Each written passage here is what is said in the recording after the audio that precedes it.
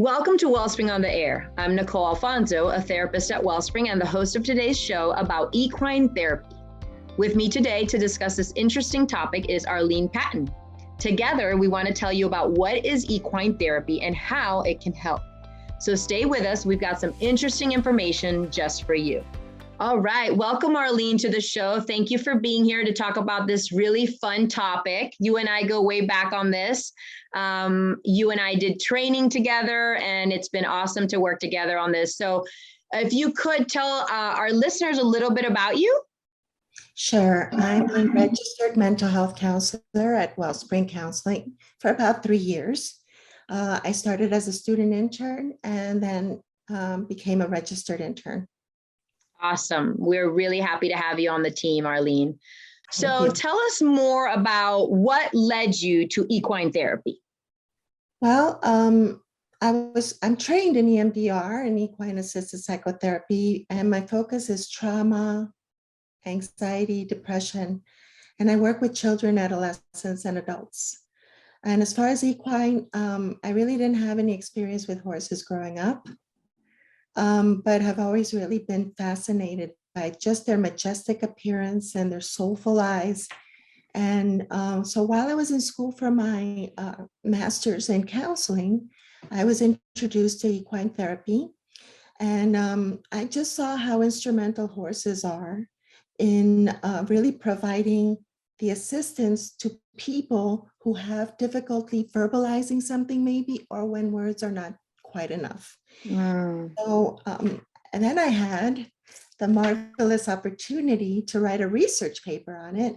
And you were my therapist of choice at Wellspring, or not of choice, actually, by virtue of the Lord above. I came to know you and interviewed you for the paper I had to write. And the rest is history. You introduced me to Wellspring, to equine training, and that's how I got connected. Awesome. I love that story. I'll always remember that. So tell us, what is equine therapy and how it is conducted? Okay, so equine assisted psychotherapy is a specialized form of psychotherapy in which horses are actually partners in the process of a person's mental health healing. And to give a little history about horses and equine therapy, it has been around for centuries. Horses were used to help people with incurable diseases by the Greeks. And one famous Greek physician was Hippocrates, and he used it to therapeutic horseback riding to treat his patients. And later the term actually came about because of Hippocrates, hippotherapy, and it was used for physical, occupational, and speech therapy using horses. Then in the 1950s, it gained popularity with an Olympian at Helsinki who had polio and was treated with the use of horses for his polio.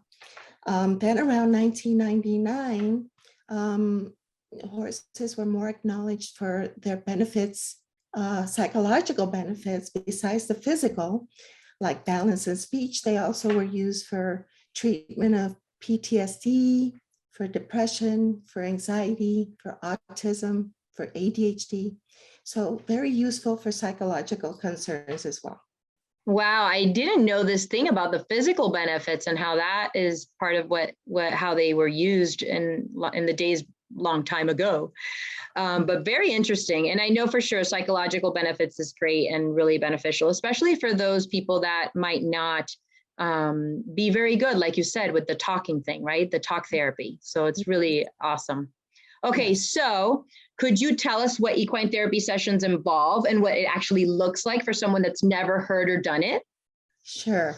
So there's a team, actually. There's the equine therapist, the client, and an equine specialist who has a knowledge of horses can assist in the therapy session too. The work with horses can involve relational work, which involves learning to gain a horse's attention, maintain its attention, and then connect with it at a level that doesn't involve any kind of force. And the work with horses can also involve riding on it. So it's another way of connecting with the horse. And in psychotherapy in general, there's an approach called EMDR, which is, not to get into it too much now, but it involves alternating bilateral stimulation of the body.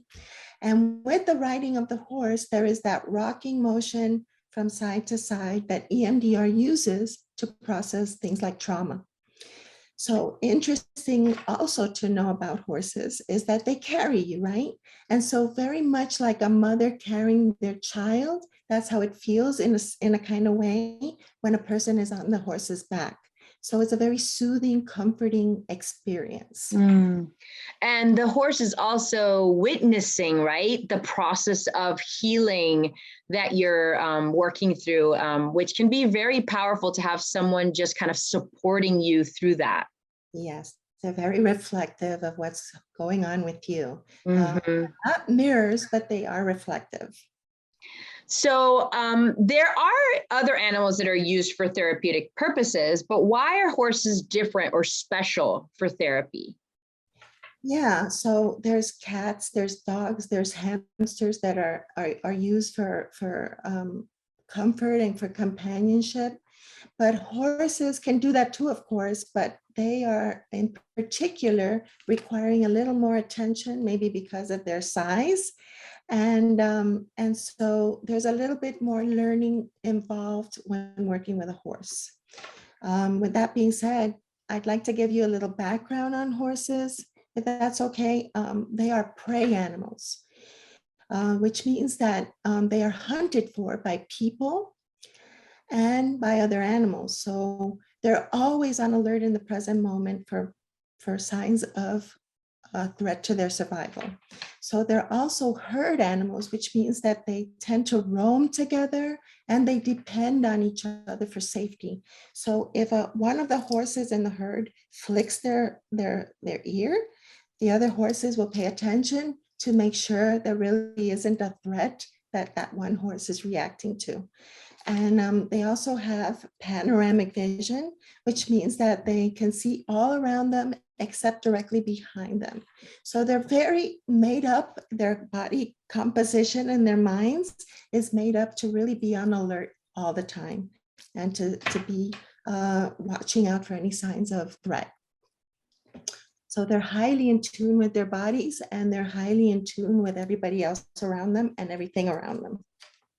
It's awesome because I see how this could be helpful for someone to work through things with the horse, right? The horse is like kind of showing you stuff about yourself. Yes. Yeah. Sure, absolutely. They emulate in some ways a person that is in a traumatized state. When a person is in a traumatized state, they are highly alert to danger and they can be dysregulated in their emotions and their thoughts. And when they try to connect with the horse in that state of mind, the horse is going to pick up on that because they're very sensitive. And so they're not going to relate to that person in the same way that they would to somebody who's regulated.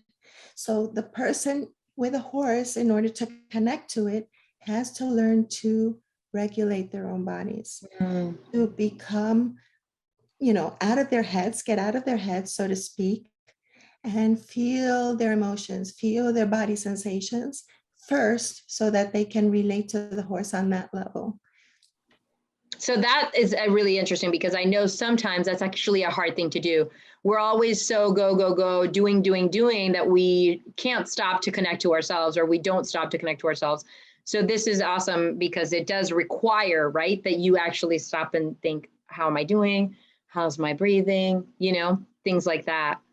It's a great exercise in mindfulness. Absolutely. Yes. Okay, so horses can also be helpful for people who've gone through trauma. Tell us about that. Well, symptoms of depression and anxiety have been shown to lessen with equine therapy as greater emotional regulation happens in the session. The sense of accomplishment in itself for being able to do this has been shown to result in greater self-confidence and self-esteem. And in a relational way, you improve too. Your general life skills improve, and you're able to take these accomplishments outside of the pen with the horse and, exercise them with people in your life, or in situations in your life. So it's a great sense of learning that you take with you outside. There have been studies that have been shown with adolescents back in 2015 with depression and anxiety, where this was shown to really be beneficial when they participated in equine therapy. They showed significant improvement in their symptoms and sense of well-being, and this improvement has also been shown with children. PTSD is one of the manifestations of trauma, and there were 50 PTSD affected adults back in 2020 who were participated in equine therapy, and there was a significant reduction in psychological distress that happened immediately after the 10-week treatment with horses. And in a follow-up 6 months later, the positive effects were still there. So really marvelous statistics, even with veterans who have PTSD. There was a study back in 2016 to 2019, a 3-year study, where PTSD affected veterans were participated, and the symptoms also changed drastically at the end of that therapy session and in follow-up too. So the treatment really shows that not only are there immediate results, but it's sustainable too. That's awesome. I love that because it means that it lasts for way long, right? It just kind of keeps going. The benefits of it keep going. And one fun fact about working with horses is that they give you immediate results, right? In the therapy room, that may not happen, right? It may take a longer time, but with horses, they respond in the moment, and that gives you information about yourself. Absolutely. They're super reflective of present moment stuff. Yeah.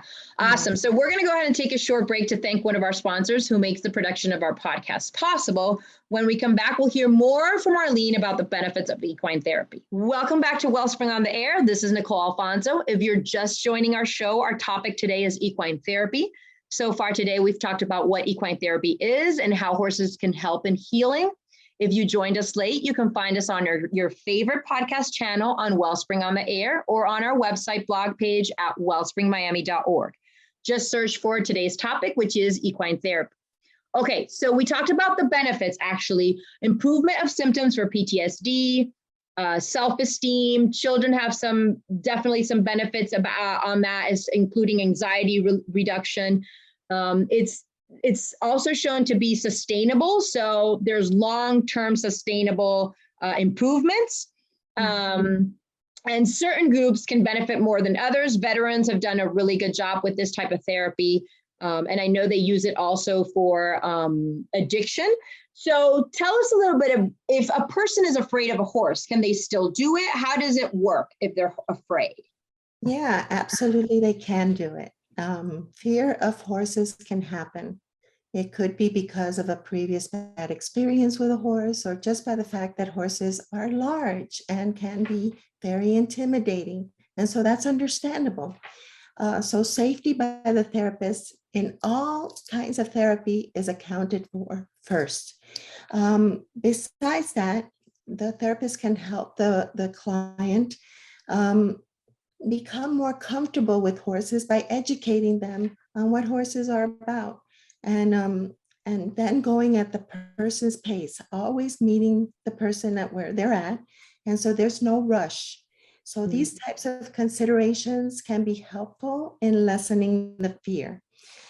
And in the session, the horse can be very good, as you mentioned before, at providing feedback in the moment about the fear, for instance. So that person which ends up becoming fearful and reacting, it can be good food for the session for the therapist to really explore with the client. So it's really important information. And so all in all, I would say personally that any decision you make to engage in therapy of any sort, whether it's with a horse or not, is a courageous step, really is.